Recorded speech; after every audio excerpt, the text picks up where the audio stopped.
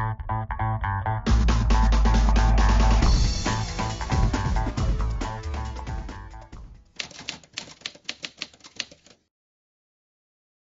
saya nak tanya Puan berdua, ada tak anak di tingkatan 3? Saya ada seorang anak. Tingkatan 1 je. Okey, jadi saya tanya Puan Zah dululah.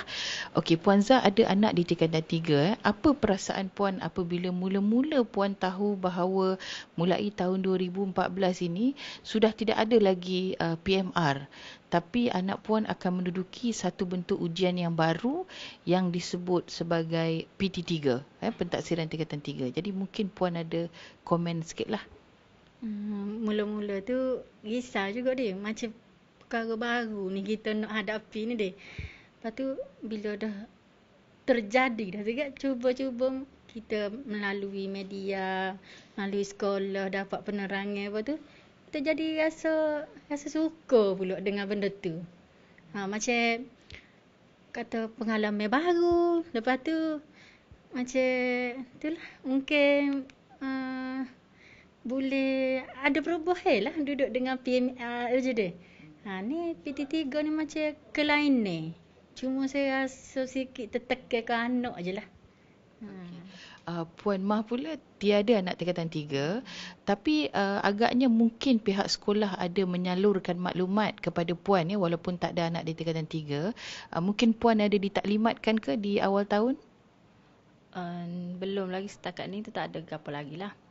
Jadi saya rasa pun kalau dah show kayak gitu, paksa kita ikut lah maknanya untuk beri pemahaman ke anak ke apa. Jadi ibu bapa pun kena turut lah, selalulah tanya-tanya cikgu seandainya benda tu tak faham ke kan. Okey, di bawah pentaksiran tingkatan 3 kita ada satu komponen ujian yang dipanggil sebagai ujian pelbagai instrumen untuk mata pelajaran sejarah dan geografi. Okey, untuk pelbagai instrumen ini murid-murid bukan lagi menjawab soalan peperiksaan macam dululah, tapi murid ni kena cari bahan, kena temuduga penduduk-penduduk kampung. Jadi bagaimana Puan melihat persediaan anak Puan di rumah untuk menghadapi ujian pelbagai instrumen ataupun kerja khusus ni?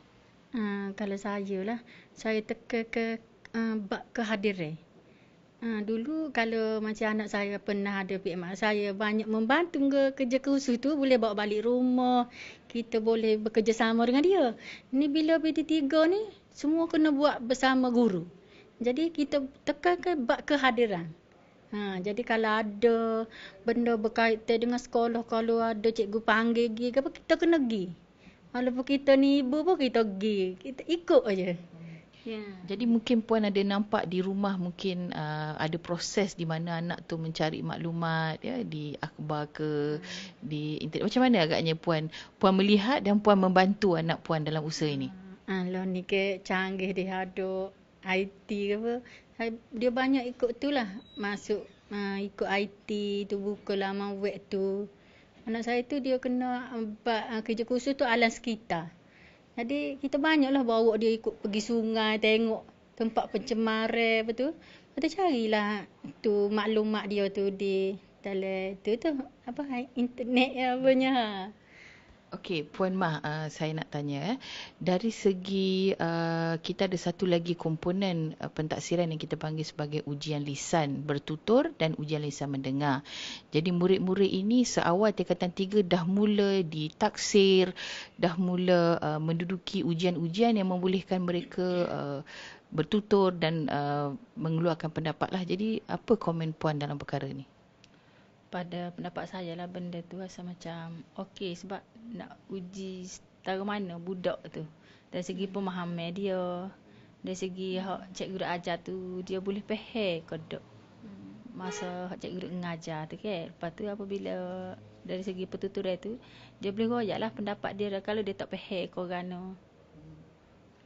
Okey, untuk pelaksanaan ujian bertulis, bagaimana Puan melihat persediaan anak Puan?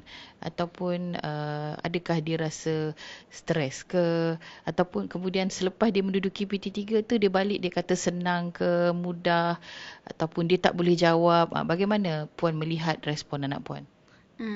Saya tengok anak saya tu tak ada masalah. Sebabnya dia tu kalau pengalaman baru dia suka. Macam saya juga, dia suka ni dengan pendedahan benda baru. Jadi dia semakin suka. Cuma saya terkilangnya bila saya anak-anak kawan ni dia orang mahu buat kehadiran. PT3 ni dia kena kehadiran lengkap. Jadinya cikgu nak buat ujian apa tu semua cikgu tak ada satu tarikh dia. Gitu. Jadi kalau ketinggalan lah bagi saya dia. Tak ikut. Itulah. Okey, PT3 membawa satu kelainan ya berbanding dengan PMR. Kalau PMR dulu soalan pemeriksaannya datang daripada lembaga peperiksaan, kemudian skrip jawapan murid ditanda ataupun diperiksa oleh pemeriksa yang dilantik oleh lembaga peperiksaan.